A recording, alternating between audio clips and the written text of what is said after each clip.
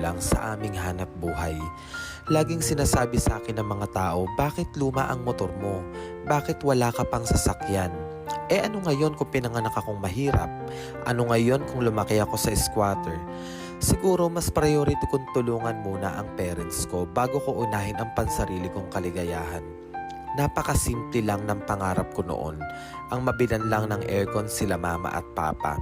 Kaya nung kumikita na ako, aircon na ang unang-una kong binili sa kanila. At sa pamamagitan ng aking business na Abacus Slippers and Shoes, naibili ko sila ng aircon kasi mahal ko sila. Akala ko noon pag sinabing pangarap, hindi nagkakatotoo. Kasi noon, pangarap ko lang maipalabas sa TV yung mga tsinelas ko at ma-interview ng mga sikat na news anchor ng bansa. Pwede pala siyang magkatotoo kapag sinamahan mo ng kilos. Ang pangarap ay mananatiling pangarap hanggat hindi mo sinisimulan. Siya si Ricardo Zaragoza, ang aking tatay. Elementary lang ang natapos ng papa, pero hindi yan pumayag na elementary lang din ang matapos naming mga anak niya.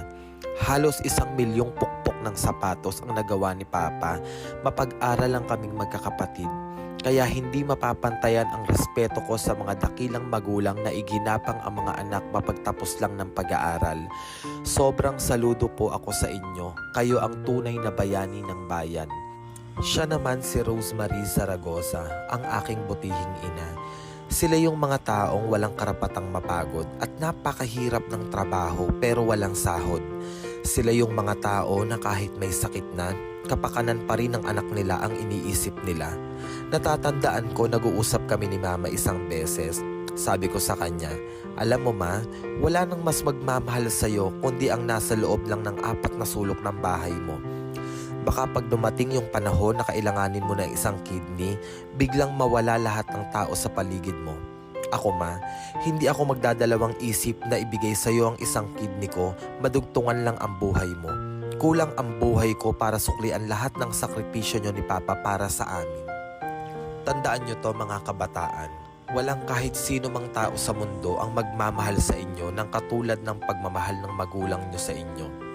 Kapag nakaratay ka na sa higaan ng ospital, kahit yung tinatawag mo na best friend, hindi ka dadamayan yan. Ngunit ang magulang mo, 101% sure ako, nagagawa ng paraan yan, madugtungan lang ang buhay ng anak niya, itaga mo sa bato yan. Para sa mga taong ang daming reklamo sa buhay, tingnan mo sila. Tuwing maulan, walang masisilungan. Samantalang ikaw, may silong at komportableng natutulugan, may reklamo ka pa. Lagi mong tandaan kung gaano ka kaswerte sa buhay dahil hindi ikaw sila. Huwag tayong magreklamo sa mga bagay na wala tayo. Kaya nabubuo ang inggit dahil palagi nating nakikita ang mga bagay lang na wala tayo. Kaya hindi natin napapansin yung mga bagay na pinapangarap lang ng iba pero nasa atin na pala. Ako si Zedric Zaragoza at dahil malapit na po ang pasukan sa eskwela, napagdesisyonan ko pong itulong ang 20% ng aking buong mapapagbentahan ng aking mga tsinelas na abaka ngayong summer para sa mga batang walang pambili ng gamit sa school ngayong darating na pasukan at sa mga inang pinapahirapan ng sakit na breast cancer. Siguro this is my way para ibalik sa ibang tao ang sobrang biyaya na binigay sa akin ng Diyos.